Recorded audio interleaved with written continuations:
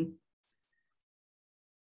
Ardından da Brand IT isimli bir firmada çalışmaya başladım. Bu firmada Endüstri 4.0 teknolojileri üzerine çalışıyordu. Bu teknolojiler nesnelerin interneti, artırılmış gerçeklik, PLM, CAD vesaireydi. Ardından bir şirket içi startup olarak da akıllı fabrikaları kurdum. Burada da firmaların yine mevcut Endüstri 4.0 olgunluk düzeylerinin belirlenmesi, hedeflerinin belirlenmesi, yol haritası çizilmesi, daha sonrasında da dijitalleşme projelerinin yönetilmesi üzerine çalışıyoruz. Şimdi bir saniye beklersiniz. Öncelikle ekranımı paylaşayım.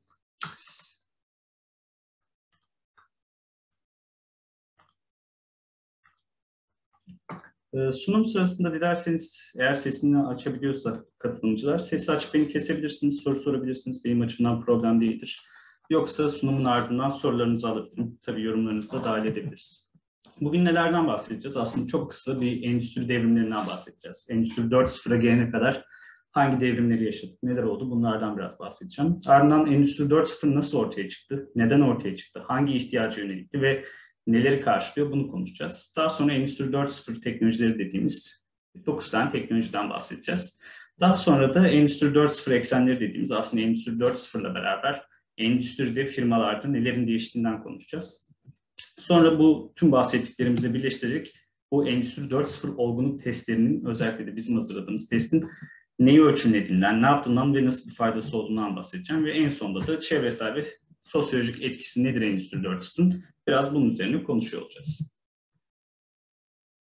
Şimdi baktığımızda aslında birinci endüstri devrimi dediğimiz kavram ilk kez buharlı su ve buhar gücünün yardımıyla mekanik üretim testlerinin ortaya çıkmasıyla başlıyor. Ardından elektriğin bulunmasıyla beraber ilk hattı yani forklift üretim dediğimiz hatlı üretim yapmaya başlıyoruz. Komik bir şekilde bunu da ilk olarak bir mezbahada yapmaya başlıyoruz. Ardından PLC'lerin yani bilgisayarın hayatımıza girmesiyle beraber de otonom üretim yapmaya başlıyoruz ve otomasyonu başlatıyoruz. Bu da üçüncü endüstri devrimi oluyor. Dördüncü endüstri devriminde ise aslında siber fiziksel sistemleri kullanmaya başlıyoruz. Fakat bu siber fiziksel sistemlere gelmeden önce bir nasıl ortaya çıktığından bahsedelim. Gördüğünüz haritada kırmızı ile işaretli bir ülke var. Bu ülke Çin. Biliyorsunuz ki Çin dünyadaki en büyük ekonomi olmaya aday.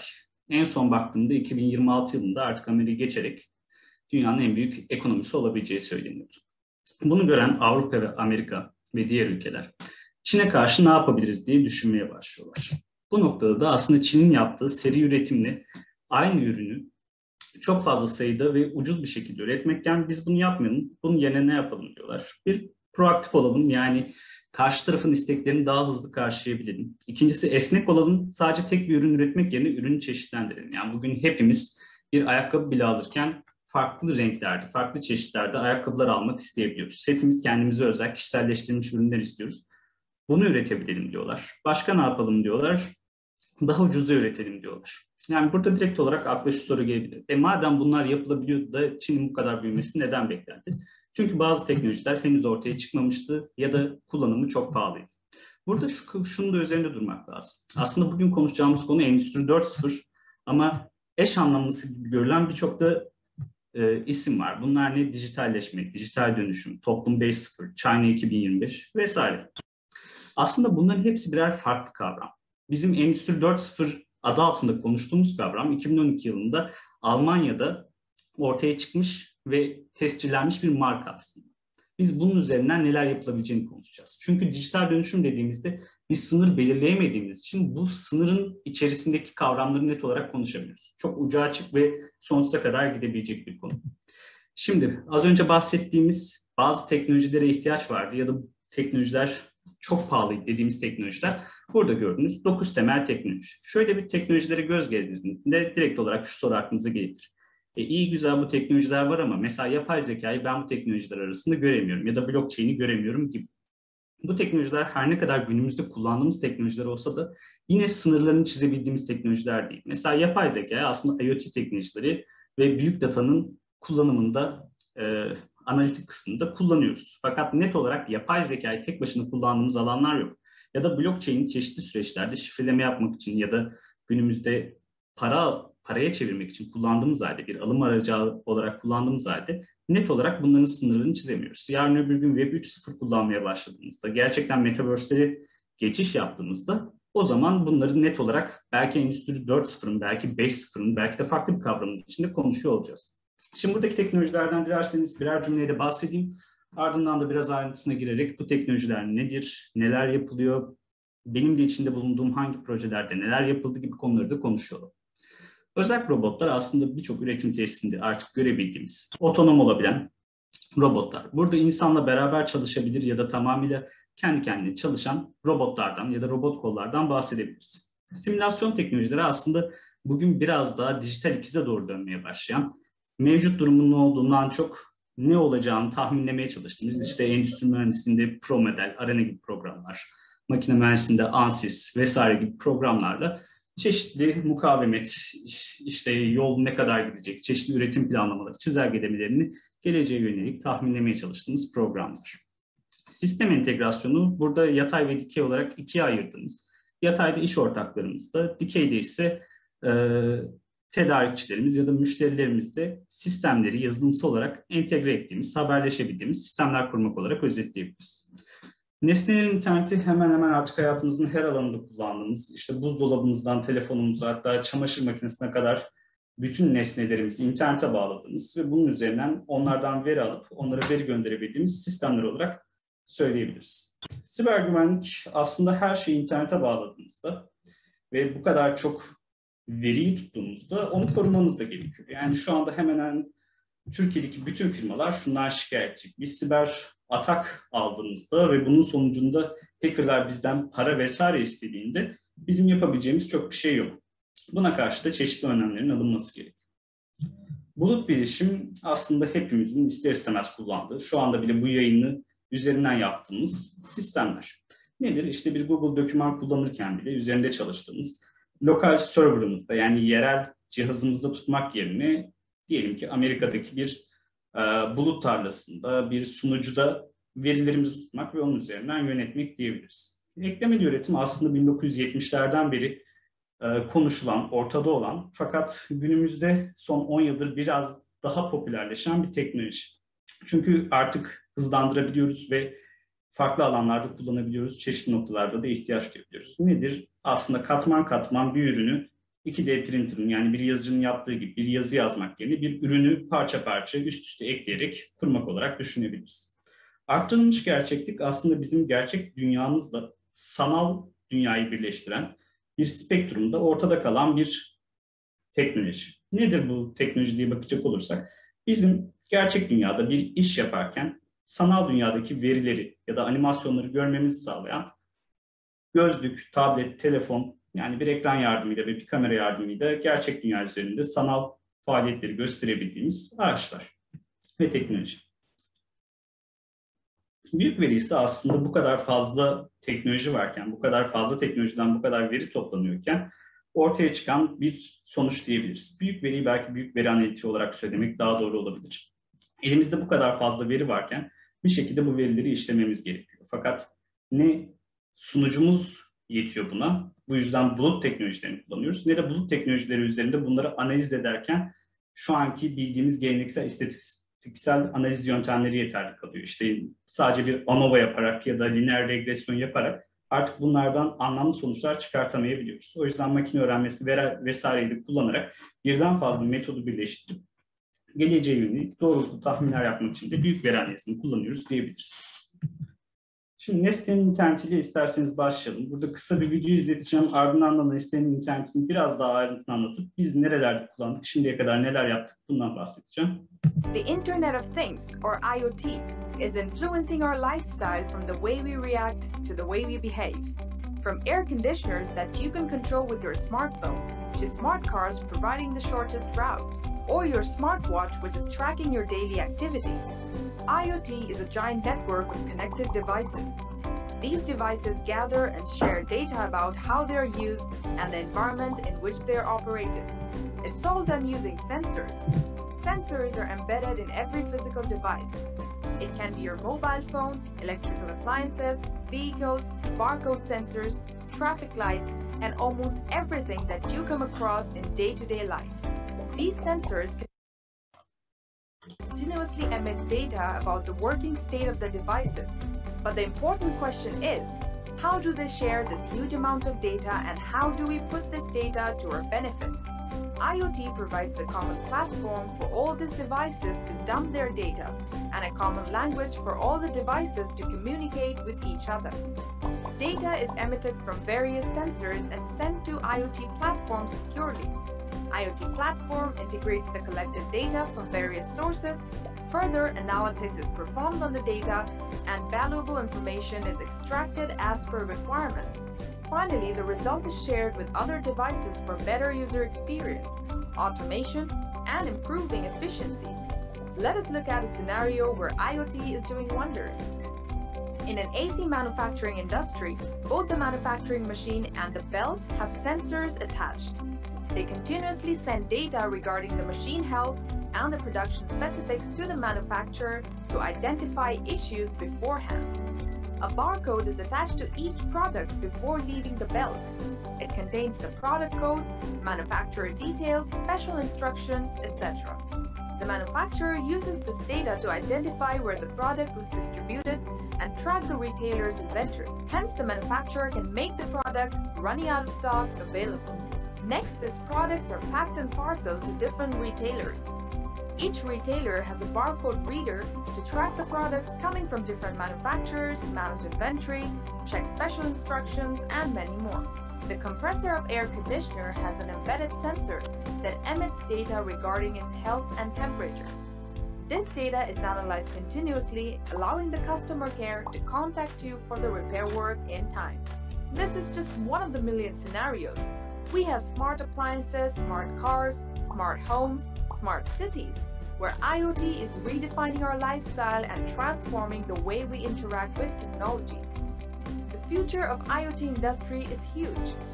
Business Insider Intelligence estimates that 24 billion IoT devices will be installed by 2020, and IDC predicts that IoT revenue will reach around 357 billion in 2019, resulting in a lot of job opportunities in the IT industry. Want to become a part of the IoT revolution?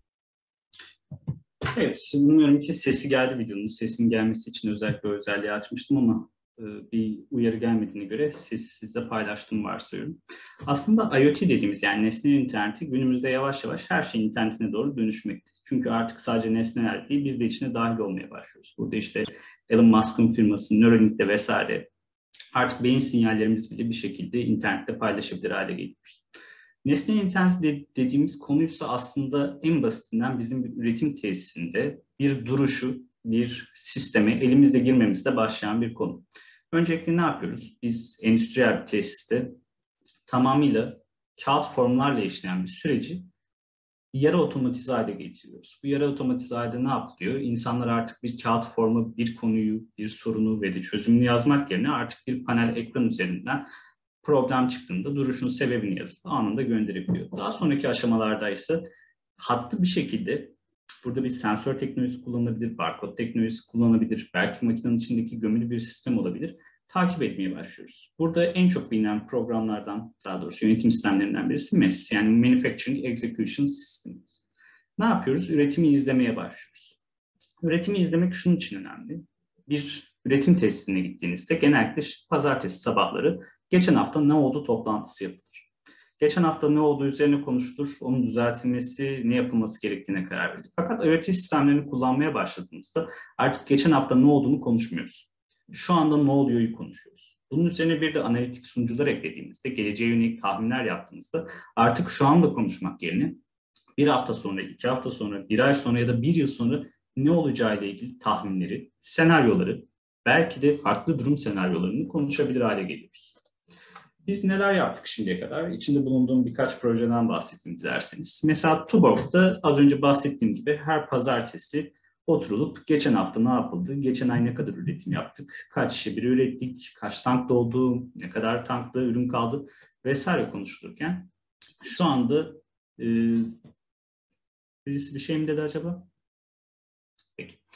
Şu anda ise 15 gün ötesini görebiliyoruz. 15 gün sonra ne yapılacağını net bir şekilde söyleyebiliyoruz. Ya da Neste'de yaptığımız bir projede enerji sarfiyatı ile ilgili şöyle bir problem vardı. Mısır gevreği üretiminde mısır gevreği belli bir gevreklikte olması gerekirken aynı zamanda sütün içine atıldığında belli bir süre sonra yumuşaması gereken işte kahvaltıda tükettiğimiz bir besin maddesi. Bunun hem bu gevrek halini koruyabilecek hem sütün içinde yumuşayabilecek şekilde üretilmesi için çeşitli spekler var. İşte ne kadar süt koyulacak, ne kadar bal koyulacak, ne kadar sıcaklıkta pişirilecek vesaire gibi birçok spek vardı. Biz ne yaptık? Öncelikle bunların bir takibini sağladık.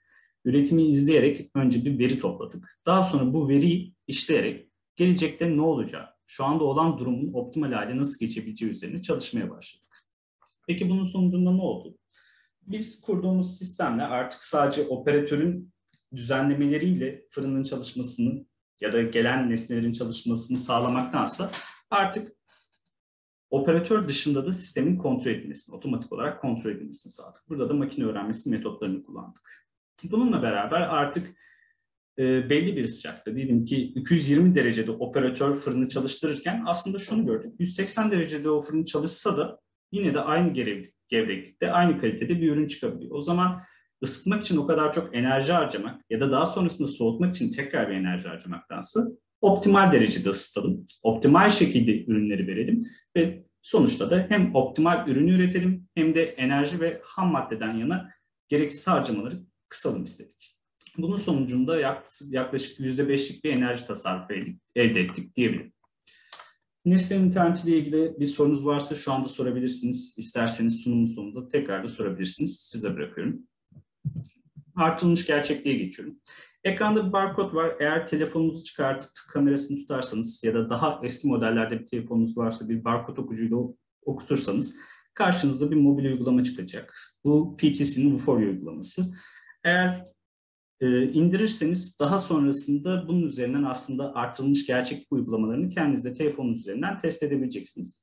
Dilerseniz şu anda ekran görüntüsünü alabilirsiniz. Az sonra bir video gösterim yapacağım. Video gösterimin ardından nasıl kullanılacağı ile ilgili çok kısa bir bilgi vereceğim. The future of work is evolving. The new normal is more virtual than ever before, demanding new methods of communication, instruction, and support for frontline workers. Augmented reality, AR, enables a better, faster, and more efficient means of transferring knowledge across the enterprise. PTC's Vuforia AR Enterprise Suite provides solutions for a variety of use cases and industry verticals.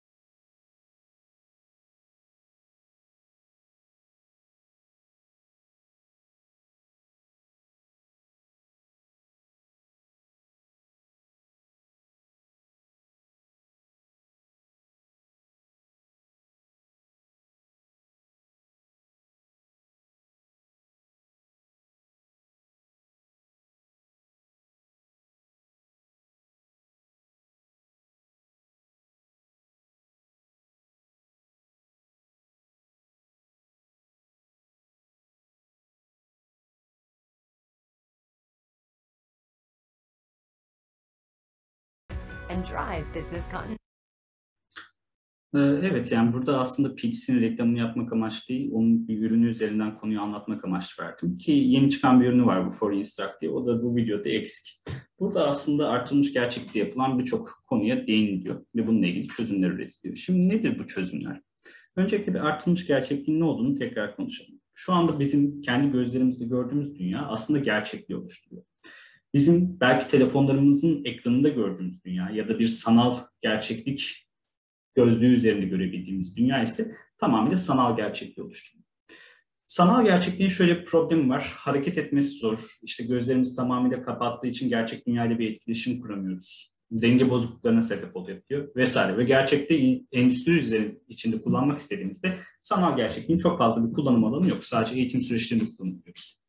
Artırılmış gerçeklik ise tam olarak bu sanal gerçeklikle bizim gerçekliğimizin ortasında kalan kısım. Şimdi şöyle bir geçeyim buraya. Burada anlatmaya devam edeyim. Artırılmış gerçeklikle beraber ne yapabiliyoruz? En basitinden bir bakım işi var. Sizin bir fabrikanız Afrika'nın herhangi bir ülkesinde. Siz ise buradan oradaki bir makine bozulduğunda normal şartlarda uçağa binip bir ekip toplayıp yanınızda teçhizat götürüp tamirini yaparken şu anda artırılmış gerçeklik üzerinden sadece oradaki operatör, oradaki bakımcı kamerasıyla size ekranı gösterirken siz işaretlemeler yapıp işte oklar çizip belli noktaları göstererek orada ne yapılması gerektiğini, hangi vananın çevrilmesi gerektiğini, hangi panodaki tuşa basılması gerektiğini söyleyebiliyorsunuz ve bu şekilde birçok noktada yol masraflarından, teçhizat masraflarından, zaman kayıplarından kurtulabiliyorsunuz. Bazen ürün sergilemede diyelim ki onlarca ton ya da yüzlerce ton ağırlıktaki bir ürünü göstermek için bir noktadan başka bir yere götürmeye çabalamaktansa sadece artırılmış gerçeklik ortamında herhangi bir gerçek yüzey üzerinde nasıl duracağı, nasıl çalışacağı, çalışırken hangi spekleri sergileyeceği, nasıl bir üretim yapacağı, nelere basılması gerektiğini gösterebiliyorsunuz.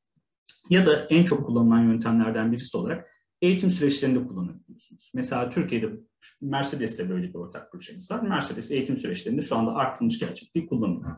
Ya da şu örneği verebiliriz. Mesela dünyadaki en büyük uçak üreticilerinden birisi Boeing. Uçak motorlarını üretirken şöyle bir şey yapıyor.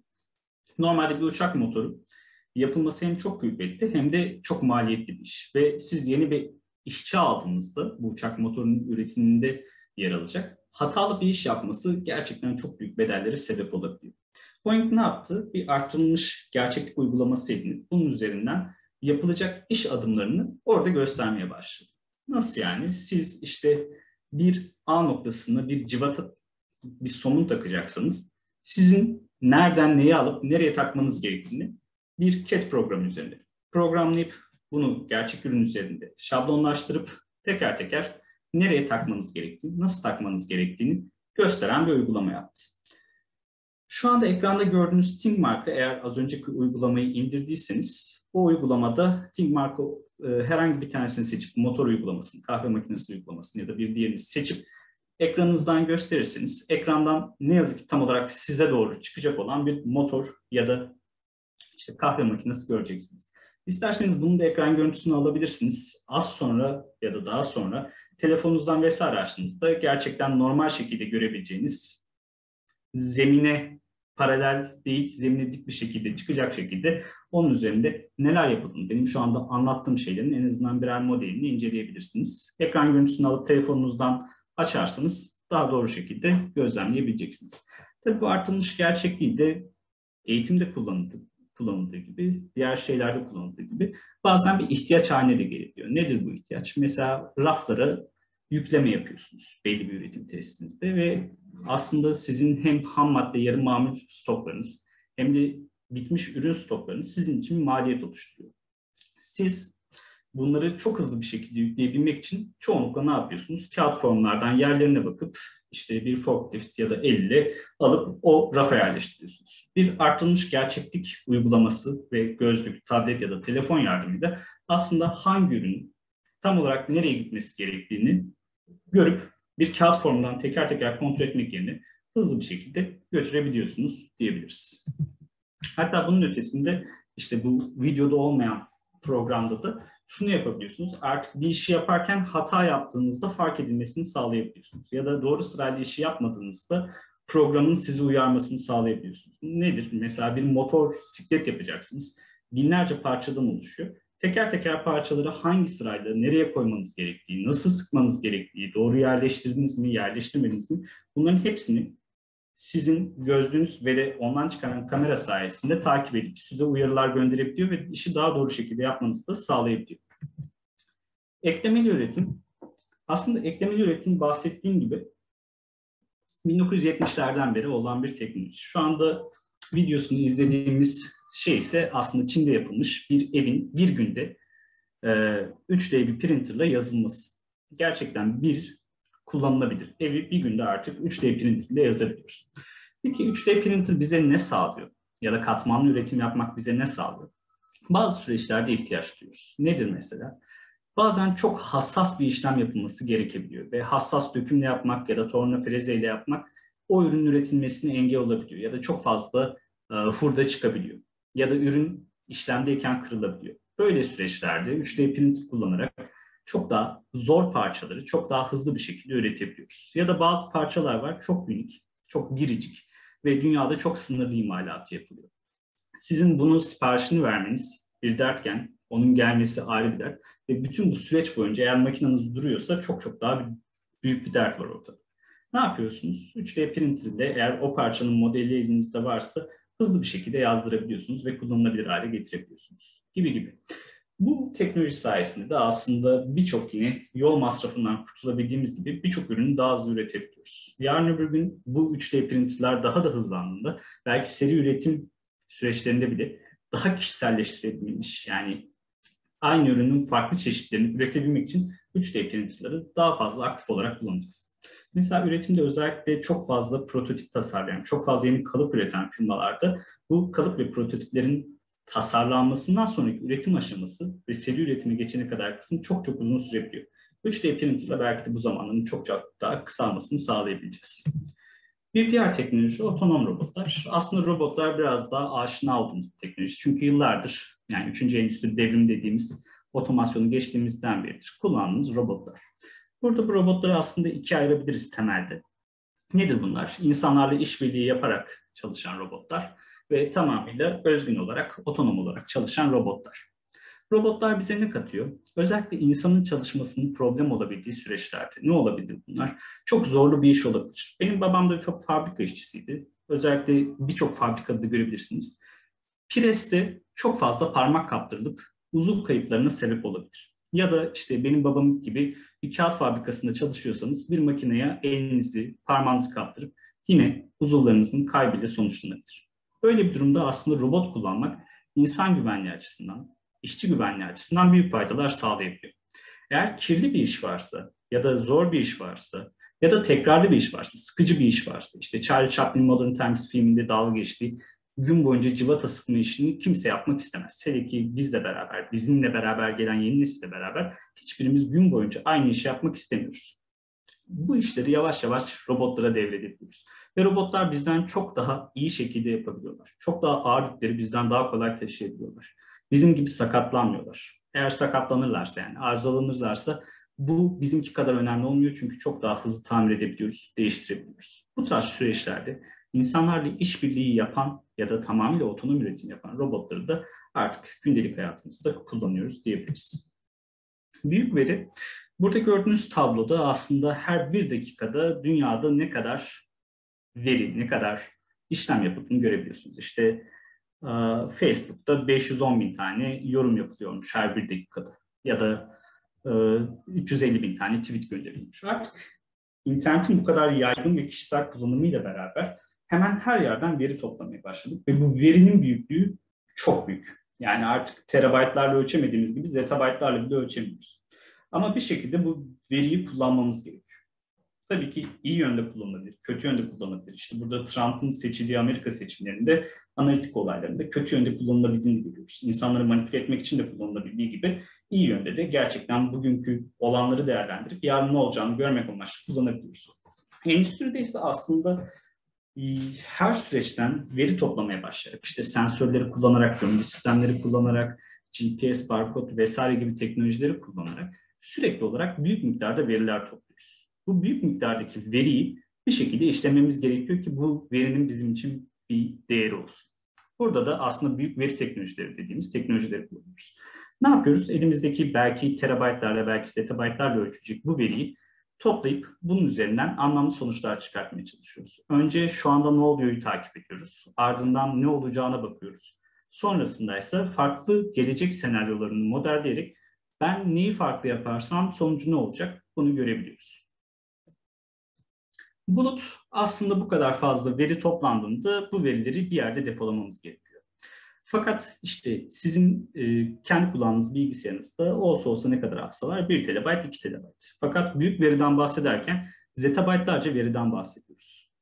Ne yapıyorduk? Eskiden bir server odası kuruyorduk ve şirketlerimizde bu server odalarında verileri depoluyorduk. Bu server odasını kurduktan sonra orayı temiz tutmamız lazım. Çünkü tozdan etkilenebilir. İşte iklimlendirmemiz lazım. Belli sıcaklıklarda tutmamız lazım ki oradaki server sıkıntı görmesin. Elektrik kesintileri olabilir, dışarıdan siber ataklar olabilir vesaire. Hepsinin önemlisi çok büyük bir alan gerekiyor. İşte ilk yapılan bilgisayarın işte bir oda büyüklüğünde olduğu vesaire söylenmesi gibi günümüzde de aslında topladığımız veriyi depolamak için bazen bir oda büyüklüğünde, bazen daha fazla alana ihtiyaç duyabiliyoruz. Bulut teknolojileri bizim yerelde bilgiyi tutmamız yerine, veriyi tutmamız yerine bulutta tutmamızı sağlayan teknolojiler. Hemen hemen hepimiz muhtemelen Google Drive kullanıyoruz. Temelde yaptığımız iş aynı. Bulut teknolojileri bize ayrıyetten ne sağlıyor? Şu anda işte uzaktan çalışma hepimizin yaptığı işlerden birisi. Yani ben en azından uzaktan çalışıyorum. Ne oluyor? Ben bir şirketin X pozisyondaki bir kişiyken ve uzaktan çalışırken bazı verilere acil olarak ulaşmam gerekiyor. Ne oluyor? Yetki ve rol bazlı sistemler kullanarak ben kullanıcı adım, şifrem, belki ekstra bir güvenlik önleminde bu yüz tanımı olabilir, parmak izi olabilir, bir PIN kodu olabilir vesaire. Şirketin sunucusuna ulaşıp sadece bana izin verilmiş verilere ulaşıp bunlar üzerinden işlem yapabiliyorum. Ve garip bir şekilde aslında yapılan araştırmalara baktığınızda bulutta veri tutmak kendi yerel bilgisayarınızda veri tutmaya göre çok çok daha güvenli olabilir. Çünkü Microsoft vesaire gibi büyük firmalar bu bulut sunucularının güvenliği konusunda ekstra çalışmalar yapıyor. İşte Türkiye'de şu anda bankalar vesaire hacklenebilirken bulut üzerinden çalışan hemen hemen hiçbir yerin böyle büyük bir hack operasyonu geçirdiği duyulmuyor. Bir diğer konumuz siber güvenlik. Şimdi bulut dedik, bu kadar veri toplandı dedik, bu kadar veriyi depoluyoruz, bundan sonuçlar çıkartıyoruz vesaire dedik. Bu sefer bu verileri bir şekilde korumamız da gerekiyor. Biz artık internete bağlı bir şekilde bir üretim yapıyoruz. İnternet olmasa bile biz temelde elektriksel araçlarla üretim yapıyoruz ve bunları belli yazılımlarla vesaire yönetiyoruz. Türkiye'deki birçok firmada içine girdiğinizde şunu göreceksiniz, görebilirsiniz. Hemen hemen her firma bir kere bir siber atakla karşılaşmış oluyor. Ve genellikle hackerlara belli bir miktar ödeme yapılarak bunun duyulması engelleniyor. Buna karşılık bazı önlemler alınması gerekiyor. Sizin bir şekilde üretiminizin durmasını engellemek için bir siber güvenlik programı geliştirmeniz, bununla ilgili siber ataklarla ilgili neler yapabilirsiniz buna baktırmanız, önlemleri almanız gerekiyor. Eğer siber güvenlik önlemlerini almazsanız yarın sizin verileriniz de çalabilir ki bu KVKK vesaire gibi süreçlerde çeşitli problemlere de yol açabilir. Ya da sizin üretiminiz durdurulup çalıştırmanız da engellenebilir vesaire. Bunlara mahal vermemek adına da siber güvenlik önlemlerinin alınması gerekiyor. Bir diğer teknoloji simülasyon. Az önce de bahsettim aslında konunun başında. İşte Arena, ProModel, Ansys gibi programları kullanarak aslında biz zaten simülasyon yapıyorduk. Bundan önce de aslında kağıt kalem kullanarak ya da yine kağıtlarla işte bir tesisin tasarımını nasıl yapacağımızı simüle edebiliyorduk. Bundaki değişikliklere göre cetvelle ölçüm yaparak ne kadar mesafe gidecek, aracınız nedir teker teker bakabiliyorduk ama çok yavaştı. Şimdi yeni teknolojilerle beraber ne oldu? Artık bir fabrikanın ya da üretim tesisinin tüm bilgilerini internette toplayabiliyoruz. Ne yapıyoruz? Nesnenin internet teknolojilerini kullanarak her üretim aracından ve hatta insanın yer bilgisi, üretim aracının bulunduğu konum vesaire bilgileri de toplayarak canlı olarak zaten fabrikayı izleyebiliyoruz. Bunu bir simülasyon programına arttırdığımızda artık bir fabrikanın dijital ikisini yaratıyoruz. Normalde diyelim ki siz tesis tasarımı ile ilgili bir değişikliğe gitmeyi düşünüyorsunuz. Bunu deneyip yanıldığınızda çok büyük maliyetlerden bahsediyoruz. Fakat bir simülasyon programıyla bunu yaptığınızda hem gerçekçi sonucu görebiliyorsunuz hem vakit anlamında hem de maliyet anlamında birçok kayıptan kurtulabiliyorsunuz. Bu sayede de gerçekten farklı gelecek senaryolarında neler olacak? İşte bu simülasyon programını sizin üretim planlama programlarınızda, yazılımlarınızda, üretim çizelgelerinizde, diğer yönetim programlarınızla birleştirdiğinizde ise gerçekten gelecekte ne olacağını çok küçük sapmalarla görebiliyorsunuz. Buna göre de yapacağınız işlerde değişikliğe gidebiliyorsunuz. Yatay ve dikey entegrasyon. Bundan da aslında yatayda iş ortakları, dikeyde ise müşteriler, tedarikçiler diye özet olarak bahsetmiştim. Fakat bu tabloda görebileceğiniz gibi aslında çok iyi bir örnek var. Siz bir araba imalatçısıysanız yatayda araba imalatçılarıyla çeşitli bilgileri paylaşıyor olabilirsiniz. İş ortaklarınız olabilir. Dikeyde de aynı şekilde araba ithalatçılarına ürün veriyor olabilirsiniz. Tedarikçilerinizden de mamul, yarı mamul alıyor olabilirsiniz. Aynı şekilde tedarikçileriniz de üreticilerinizden alıp size veriyor olabilir. Şimdi başta konuştuğumuz bir konu vardı. Neydi? Sizin stoklarınız hem ham madde hem de tamamlanmış ürün stoklarınız sizin için bir maliyet kalemi. Bir şekilde aslında siz just in time dediğiniz tam zamanda üretim yapmak istersiniz. Her firma ister. Ne kadar stok tutmadan üretim yapıyorsanız bu sizin için hem maliyet anlamında hem de farklı alanlarda birçok fayda sağlayabiliyor. Bunu sağlamak için ne yapıyoruz? Aslında yazılımları birbiriyle entegre hale getiriyoruz öncelikle. Şirket içerisinde diyelim ki bir üreticiyseniz öncelikle mühendislik tasarım yapması gerekiyor. Mühendisliğin tasarımda sonradan yaptığı bir değişiklik üretime geç gelirse birçok ürün yanlış üretilebilir. Önce şirket içerisindeki entegrasyonu bir sağlıyoruz. Ne yapıyoruz? Bir PLM programında işte bir ürün ağacı yapısı varsa, bir ürünün hangi parçalardan oluştuğu vesaire görüntülenebiliyorsa, bu yapıyı kurmuşsak, tasarımda yapılan bir değişikliğin anında üretime geçmesini ve bu şekilde yanlış bir üretim yapılmasını engellemesini sağlayabiliyoruz. Daha büyük çapta baktığımızda ise aslında iş ortaklarımızda bakın bende böyle bir değişiklik var, siz de planlamanızı buna göre değiştirin diyebiliyoruz. Ya da yeni bir üretim isteğinde bulunduğumuzda diyelim ki yeni bir satış yaptık ve buna uygun planlama çıkarttık. Anında tedarikçilerimize şunu söyleyebiliyoruz. Benim şu tarihte 10 gün sonra bu kadar şu ürüne ihtiyacım var. Şu mamule, şu yarı mamule, şu ham maddeye ihtiyacım var diyebiliyoruz. Ve tam olarak o gün elimize geçmesini sağlayabiliyoruz. Aynı şekilde müşterilerimize biz de diyebiliyoruz ki tam olarak şu gün şu saatte ben sana bu ürünü ulaştıracağım. Böylelikle kimse stok tutmamış oluyor. Herkes haberleşebildiği için ve bunu anında yaptığı için yine az önce bahsettiğimiz yetki ve rol bazlı sistemlerle hem firmalar arası hem de firma içerisindeki bilgi paylaşımını sağlayabiliyoruz. İnsanlar tam zamanda her işi yapabiliyor oluyorlar. Şimdi az önce bahsettiğimiz teknolojilere baktığımızda bizim yaptığımız işin içerisinde bu teknolojilerin mevcutta ne kadar kullanıldığını firmalarda ölçüyoruz. İşte burada koyu gri ile mevcut durumlarını, sarıyla da 4 teknolojide ihtiyaçlarını görebiliyorsunuz. Sadece 4 teknolojide ihtiyaçları belirlememizin sebebi diğer tüm teknolojiler ne kadar kullanıyorsanız, yani 4 çizgisinde kullanıyorsanız harika, keşke kullanabiliyorsanız. Harika olur sizin için. Ne kadar kullanırsanız o kadar iyidir. Fakat 4 teknoloji bulunduğunuz sektör, yaptığınız üretim şekli vesaireye göre kullanma ihtiyacınızın değiştiği teknolojiler. Mesela siz seri üretim yapıyorsunuz ve hep aynı üründen üretiyorsunuz diyelim. O zaman sizin ekleme üretimine çok fazla bir ihtiyacınız yok.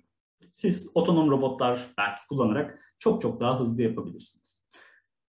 Ya da yaptığınız üretim aslında çok fazla proje bazlı. Sürekli olarak yeni projeler yapıyorsunuz ve her seferinde belki üretim tesisini de buna göre düzenlemeniz gerekiyor. Öyle bir durumda otonom robot kullandığınızda her seferinde robota yeni ürünün nasıl yapılacağını öğretmek çok zor. Ya da siz üretimden veri toplamıyorsanız büyük veri analizi yapabileceğiniz bir durum yok. Geleneksel analiz yöntemleri bunun için yeterli olabiliyor.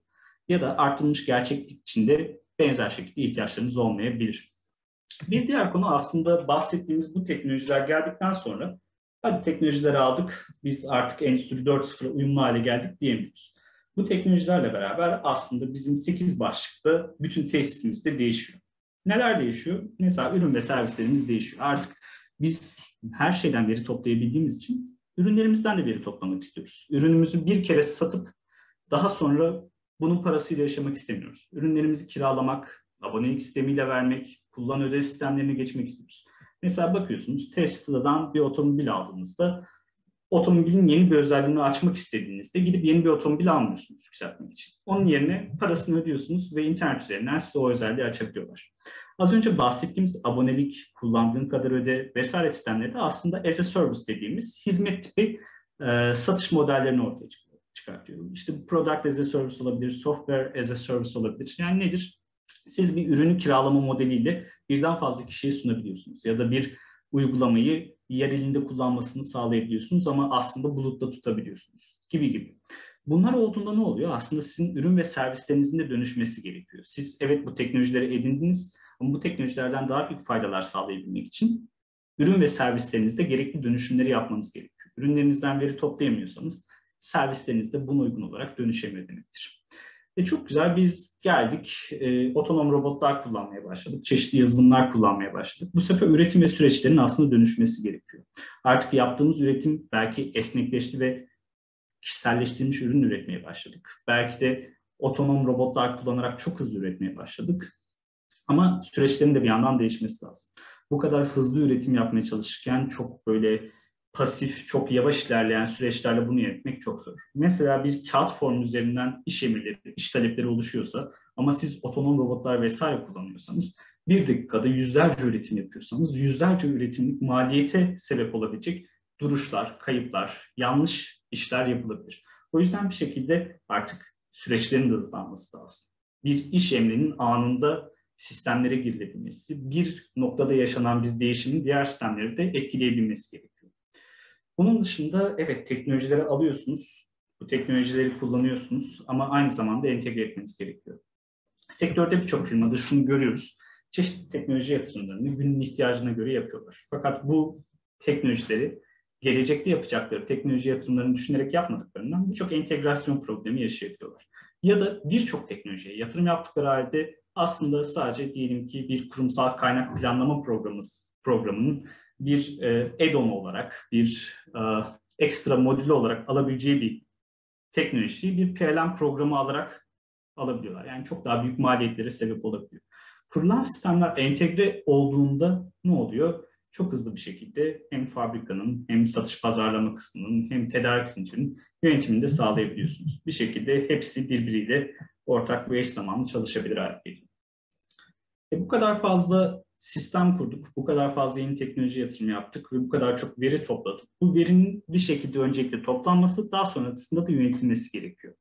Buradaki veri edinim kısmı aslında sizin ne kadar veriyi topladığınız, yönetimi kısmı ise bu veriyle ne yaptığınız noktasına geliyor. Siz bakım süreçlerinizi belki kestirimci hale getirebilirsiniz. Bir makinenizin ne zaman bozulacağını, neler olursa bozulacağını, bozulmaya yakın olup olmadığını gözlemleyebilirsiniz.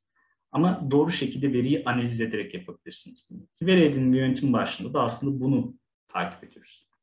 Tedarik zinciri ve paydaşlar aslında sizin tek başınıza dönüşmeniz yetmiyor. Mesela işte burada MEX'te, yani Metal Sanayicileri Sendikası'nın kurduğu işte örnek Endüstri 4.0 model fabrikasında, ki orada da biz danışmanlığı ve nesnenin interneti ve artırılmış gerçek teknolojilerinin kurulumu, geliştirilmesini yaptık. Yani orada da mesela bir şekilde şunu görüyoruz. Aslında tam olarak Endüstri 4.0 içerisinde bir dönüşüm yapabilmek çok zor. Çünkü siz tamamıyla dönüşseniz bile sizle beraber hem paydaşlarınızın, hem müşterilerinizin, hem de tedarikçilerinizin dönüşmesi lazım ki gerçekten bu sistemleri efektif bir şekilde kullanabilirsiniz. O yüzden de tedarik zincirinizde gerçekten doğru tedarikçileri seçebiliyor musunuz? Global anlamda tedarikçilerinizi ölçümlüyor musunuz? Tedarikçilerinizin nelere ihtiyacı olduğuna bakabiliyor musunuz? Paydaşlarınızla veri paylaşabiliyor musunuz? Kendi içinizde veriyi bütün ihtiyaç duyanlara ihtiyacı ve rolü bazında yayabiliyor musunuz? Bunlara bakmak gerekiyor. Bu kadar çok veri vesaireyi topladıktan sonra, bu kadar fazla sistemi kullandıktan sonra tabii ki bunun güvenliğini de sağlamak gerekiyor. Bu güvenlik anlamında da hem siber güvenlik önlemlerini hem de sistemlerin yürümesini, yani risk yaratabilecek durumların ölçümlenmesi gerekiyor. Aynı şekilde insanların ve makinelerin hangi veriye nasıl erişebileceklerine de bakmak gerekiyor. Bu kadar çok teknolojiyi vesaireyi aldık, kullandık. Aslında stratejinin de değişmesi gerekiyor. Çünkü görüyoruz ki bir strateji olmadığında firmalar çok fazla ne yapacaklarını bilmiyorlar. Yanlış teknoloji yatırımları yapılmasının birçok sebebi bu. Entegre olamayan teknolojilere yatırım yapılmasının sebebi bu. Yanlış tesis planlama yapılmasının sebebi bu. Firmalar kısa, orta ve uzun vade için stratejilerini çoğunlukla önlerine koymamış, günün ihtiyaçlarını karşılamak adına çalışmalar yapıyorlar. O yüzden stratejilerin belirlenmesi gerekiyor. Bu yeni uygulamalarla, yeni teknolojilerle, yeni yönetim sistemleriyle beraber de organizasyon yapısının da değişmesi gerekiyor. Artık günümüzde ben bir işe gireyim, üniversiteden aldığım bilgiyle hayatımın sonuna kadar çalışayım ya da sektörde edindiğim bilgiyle hep aynı işi yapayım bakış açısı çok fazla gitmiyor. Çünkü sistemler bizden çok daha iyi bir şekilde aslında bunları yönetebilmeye başlıyor. Ne yapmamız gerekiyor? O zaman organizasyon yapımızı da değiştirmemiz gerekiyor. Artık çapraz fonksiyonel ekipler kurarak daha çok yeni projelere yönelebiliyoruz. Organizasyon yapısı içerisinde bilginin daha hızlı gitmesi için demokratik liderlik anlayışını getirebiliyoruz. Gibi. Bunun dışında tabii ki kültürün değişmesi gerekiyor. Kültür aslında buradaki 8 başlıktan en temeli diyebilirim. Şu anda insanın olmadığı hiçbir üretim tesisi yok. Her ne kadar karanlık fabrikalardan vesaire bahsetsek de şu anki modern fabrikalarda bile karanlık sınırını çizdiğimiz nokta %25 insan gücünün olduğu nokta. Maksimum %25 insan gücü olsun diyoruz. İnsan bu sistemlerden çıkmıyorsa bir şekilde insanın bu sistemlerle beraber çalışması lazım. Bunu endüstride çok net bir şekilde şöyle görüyoruz. Yeni bir teknoloji yatırımı yapılıyor fakat insanlar işini kaybetmekten korkuyor. Eğer o sistemle beraber çalışması ya da o makineyle beraber çalışması gereken insan işini kaybetmekten korkarsa bu sefer bir şekilde onu engelleyebiliyor. Çok fazla şey yapabilir. Makinenin bozulmasını da sağlayabilir. Onunla ortak yaptığı işin yavaşlamasını da sağlayabilir vesaire vesaire. O yüzden bir şekilde insanların aslında bu dönüşümden nasıl etkileneceğini, ne faydalar sağlayacağını, neleri kaybetmeyeceğini de göstermek gerekiyor. Biz yaptığımız çoğu projede el sıkışırken şunu da söylüyoruz mesela. Biz burada yaptığımız geliştirmeler sonucunda insanların işten atılmasını kabul etmiyoruz. Onlara yeni işler açılması noktasında da size destek olacağız. Ve genel mesela bir projede şöyle bir şey olmuştu. İşte bir süreç otomatize hale getiriliyor. İnsanlar da biz işimizi kaybedeceğiz diye bir korku duymaya başlıyor. Yaptıkları iş teker teker bir işin montajını yapmakken aslında bunu makinelere yaptırmanın daha kolay olduğu görülüyor. İki farklı hat kuruluyor. Bir hatta insanlar yapmaya devam edecek, diğer hatta ise insanlar makinelerin yaptığı işi kontrol edecek ve makineleri kontrol edecek. İkinci hatta çalışabilmek için insanların bir şekilde yazılım vesaire öğrenmesi gerekiyor ki 60 yaşında insanların bile gayet güzel öğrendiğini de gördük o projede. Onunla beraber çalışan, makinelerle beraber çalışan insanlara da şöyle bir şans sunuyor. Siz edindiğiniz yeni bilgi ve burada yapılacak olan çok daha büyük üretim miktarıyla beraber daha fazla kazanabilirsiniz. Bunun eğitimi de işte şirket tarafından karşılanacak, şudur budur. Beraber böyle bir işe girelim. Birçok insan korkup da o işin içine girmek istemezken orada öğrenen insanlar bir anda çok çok daha kolay bir iş yapmaya başlıyor. Artık gün boyunca ağır işler yapmasına, büyük parçaları başkasına geçirmesine, vida sıkmasına, tekrarlayan işler yapmasına gerek kalmadan aslında makineleri yönetmeye ve oturduğu yerden çalışmaya başlıyor. Hem insan konforunu arttırıp hem de bunu sağlayabilmek adına da öncelikle firmalara bu dönüşümle beraber insanlarda da ne faydalar sağlanacağını gösterilmesi gerekiyor.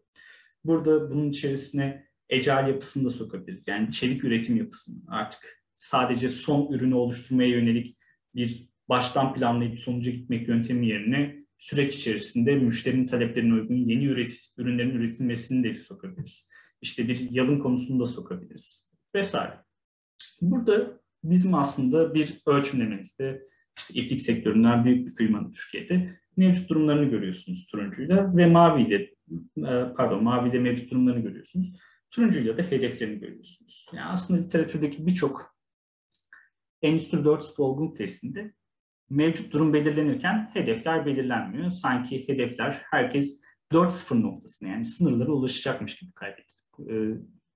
kabul ediliyor. Fakat tabii ki bu çok gerçekçi değil. Çünkü ben çoğu firmaya şunu söylüyorum. Yani tamamıyla bir dönüşüm istiyorsanız bütün fabrikanızı yıkın, yerine yenisini yapın. Çünkü şu anda hali hazırdaki sistemlerinizi ona dönüştürmeniz çok çok daha büyük maliyetlere sebep olacak. Ama bunu yapabilme şansınız var mı? Tabii ki yok. O zaman ne yapmak lazım? Adım adım gitmek lazım. Sizin kısa, orta vadedeki gerçekçi hedefleriniz ne? Önce bir bunu belirleyelim.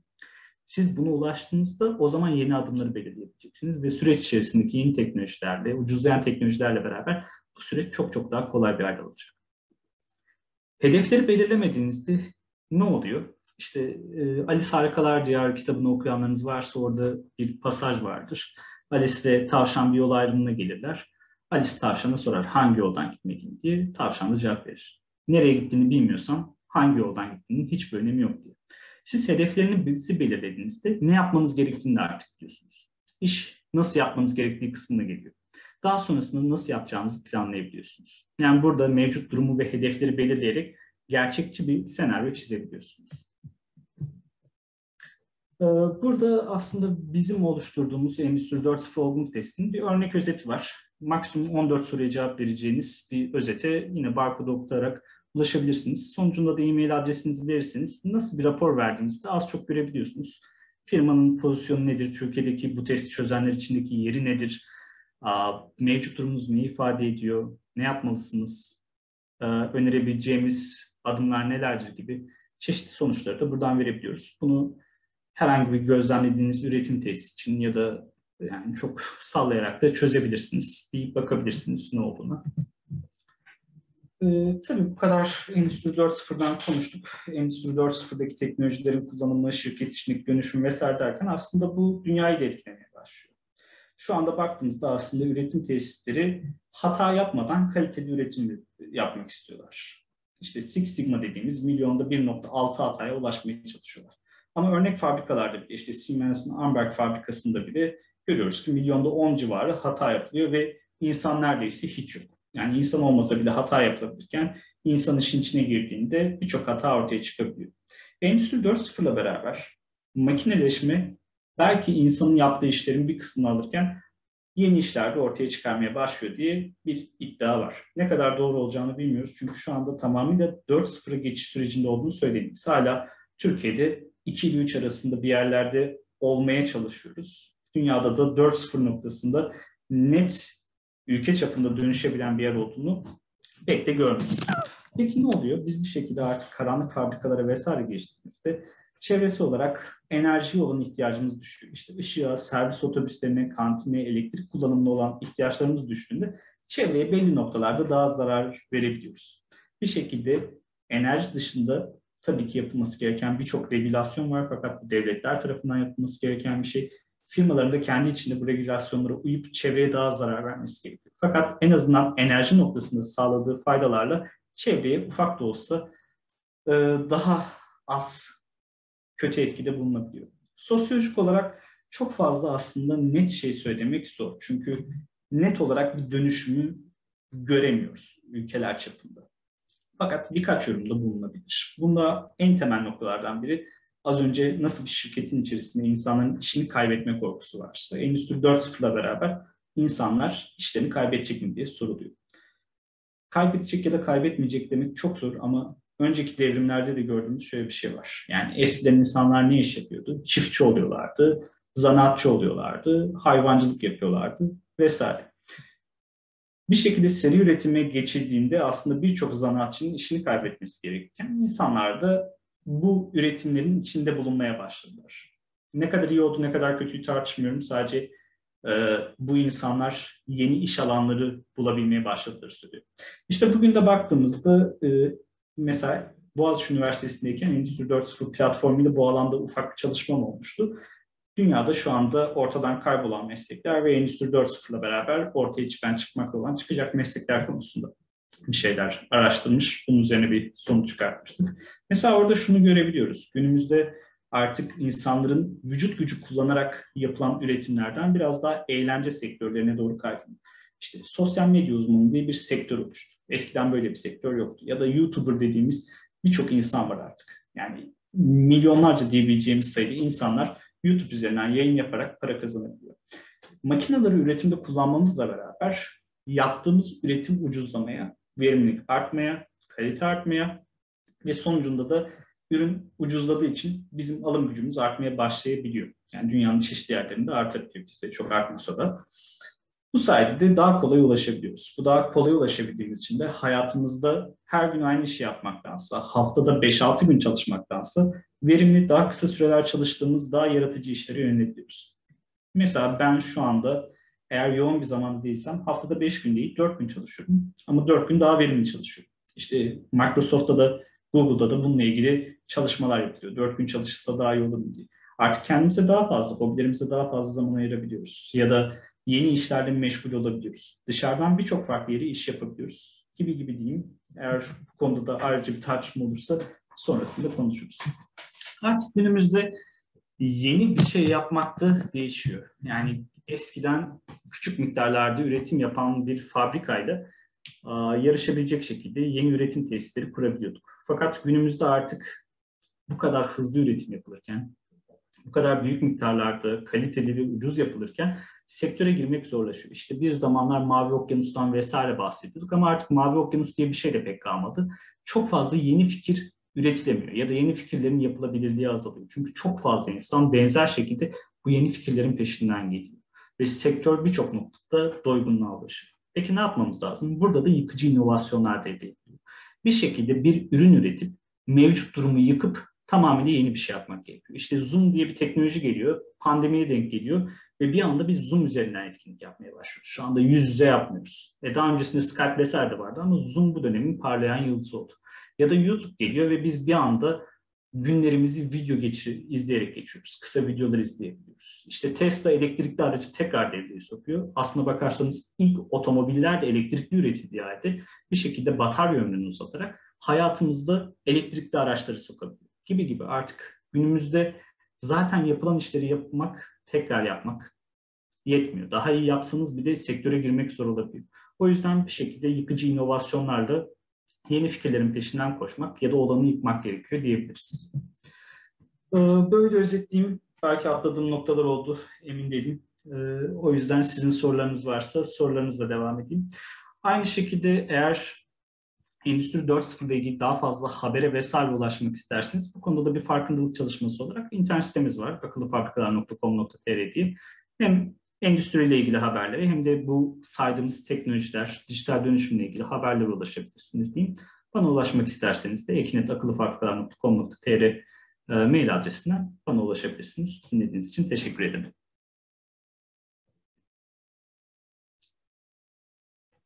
Sorusu olan var mıdır?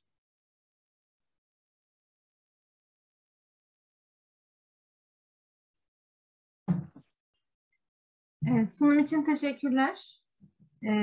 Evet arkadaşlar, sorular varsa isterseniz soru cevap şeklinde devam edelim. İlla bir soru olmak zorunda değil bu arada. Eğer yapacağınız bir yorum varsa yorumunuzu da kabul edelim. Bir eleştiriniz varsa bu eleştiriyi de dinlemek isterim.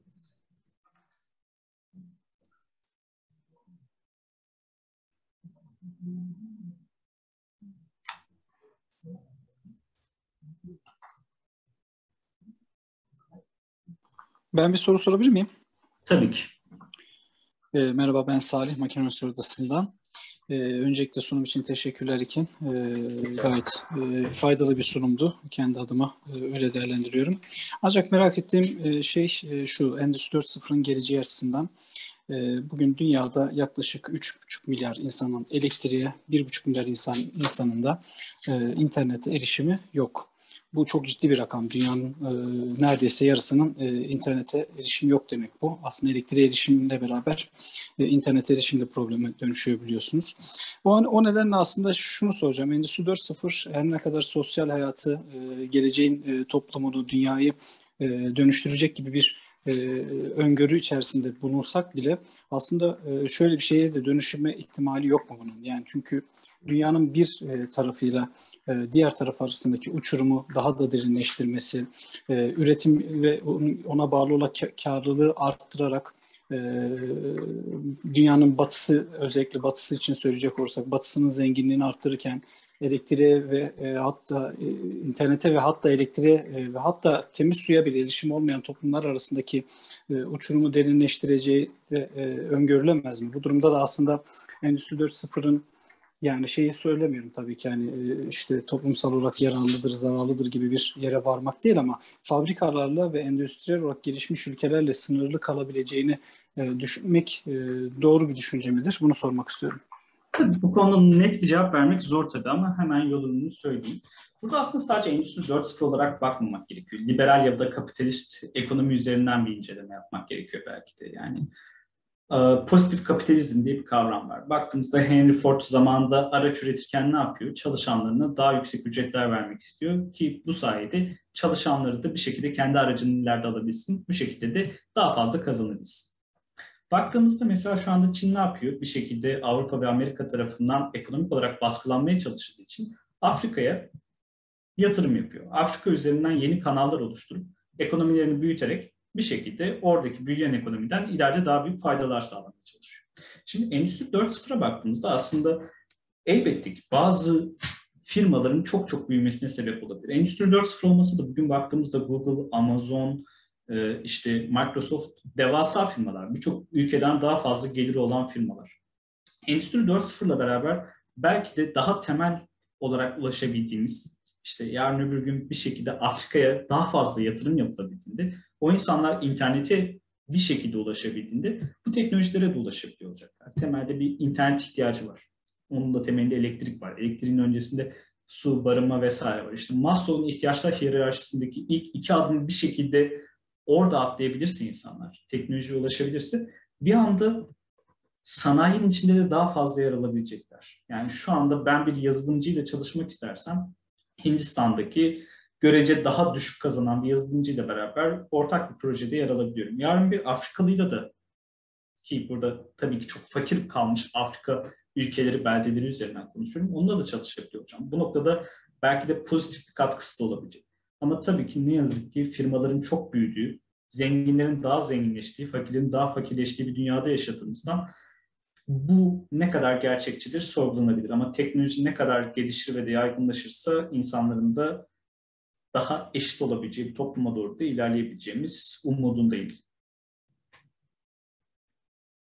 Ben de aynı şeyi umut ediyorum. Teşekkürler cevap için. Rica ederim. Başka sorusu olan var mı acaba?